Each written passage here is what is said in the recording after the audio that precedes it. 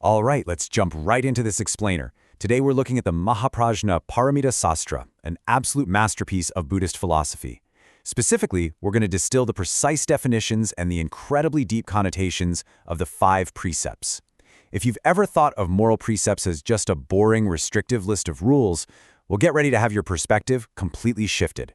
We're going to uncover how these precepts aren't just rules, but the absolute, unshakable foundation for all good dharmas and ultimately your spiritual liberation. Here's our roadmap for today. First, precepts as the earth of goodness. Then, the true meaning of the 5 precepts. Next, we'll look at the fruits of breaking versus holding them. And finally, the path to ultimate liberation. Starting off with Section 1, Precepts as the Earth of Goodness. So the text starts by defining the Sanskrit term shila. We usually translate this as precepts or morality, but more specifically, it means good conduct or non-laxity. What's absolutely crucial here is the word active. Shila isn't just sitting around not doing bad things, right? It's a dynamic state. It's the conscious, daily practice of actively pursuing good and refusing to give in to reckless impulses. And this brings us to a brilliant quote from the source that perfectly captures our main theme. Like the great earth, all living things rely on the earth to dwell. Precepts are the same. Just think about it. You can't walk without feet or fly without wings. In the exact same way, you literally cannot achieve any spiritual good without the solid ground of Shila beneath you. Without this foundation, even if you run off to the mountains and perform extreme ascetic practices, you're building on nothing. To really hammer this home, the text uses this wild, almost tragic metaphor. Imagine a poor man who worships a deity for 12 years and finally gets a magic vase. This vase grants him every worldly wish, mansions, endless wealth, the whole shebang. But then, completely intoxicated by his success, he gets arrogant. He literally stands on the vase and starts dancing on it. And of course, the vase shatters. Instantly, all his wealth vanishes. The text is telling us that keeping precepts is like holding that magic vase, bringing boundless joy. But breaking them through arrogant, reckless behavior instantly destroys all the merit you've worked so hard to accumulate.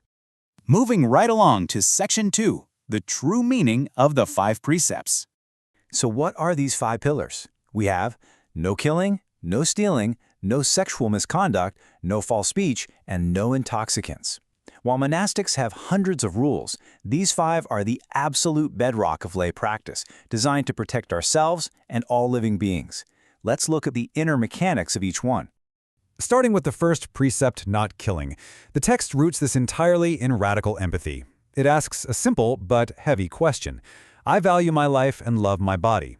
Others are the same. How are they different from me?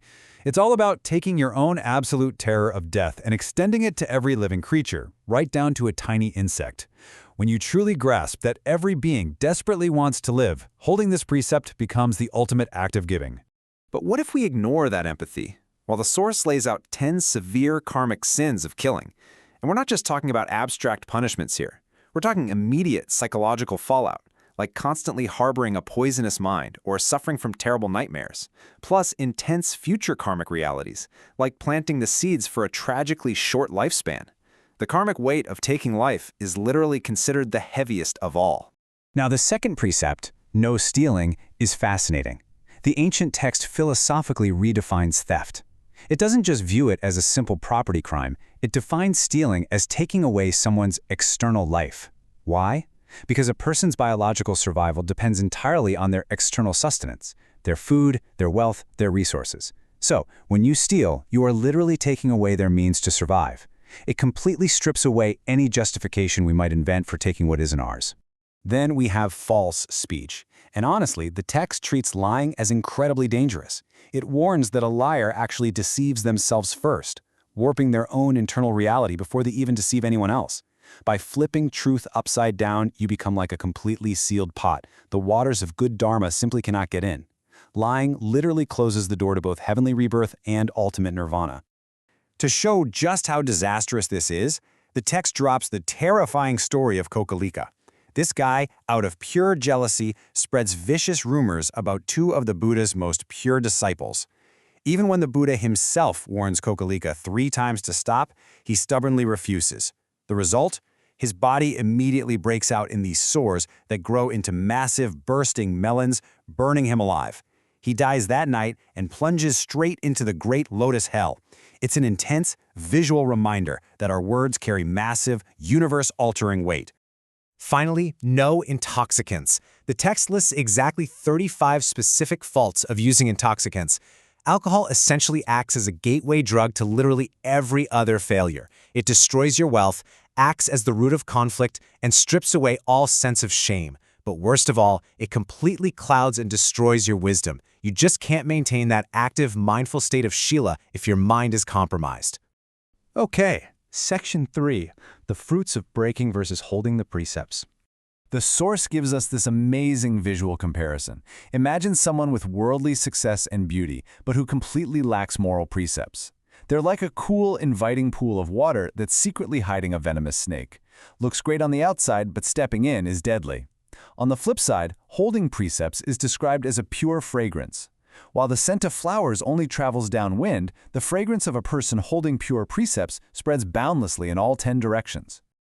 You can really see the massive distinction here between your inner state and outer reality. Breaking precepts turns your mind into a literal prison of anxiety. You live in constant paranoia, like a criminal waiting to be caught. But holding precepts? It grants you the ultimate freedom. Because you harm no one, you fear no one. You get to walk through life completely fearless, with a crystal clear conscience. And this all culminates in one of the most beautiful passages in our explainer today. When you face the end of your life, all your wealth, your status, your friends, they all vanish. You face it alone. But the text promises that in the darkness of death, the purity of your precepts will act as a bright lamp, guiding you safely out of the darkness. Which brings us to our final section, the path to ultimate liberation. So how does this all build into our ultimate spiritual architecture? Well, the text maps out a very strict cause and effect sequence. Step 1. Holding precepts creates a mind completely free of regret. Step 2. Because your mind is free of that anxiety, it can easily settle down and develop deep concentration, or dhyana. Step 3. That laser-focused concentration unlocks true wisdom.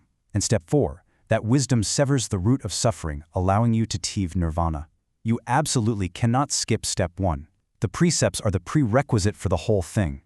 And here's the ultimate Mahayana twist of the text. There are different levels to this. The lowest is holding precepts out of fear. The middle is doing it for heavenly rewards. But the absolute highest level, the unattached mind, is holding these precepts strictly out of immense, boundless compassion. You do it to protect all beings and realize the ultimate truth so you can guide others. It transforms basic moral rules into the literal perfection of wisdom. So as we wrap up this explainer, I want to leave you with this one thought. If the precepts are the literal earth that supports all spiritual growth, all good dharmas, and ultimate liberation, what foundation are you building your life on right now? Are you building your future on the shifting, anxious sands of desire, or on the solid, fearless earth of pure conduct? Think about that today. Keep learning, keep reflecting, and I'll catch you next time.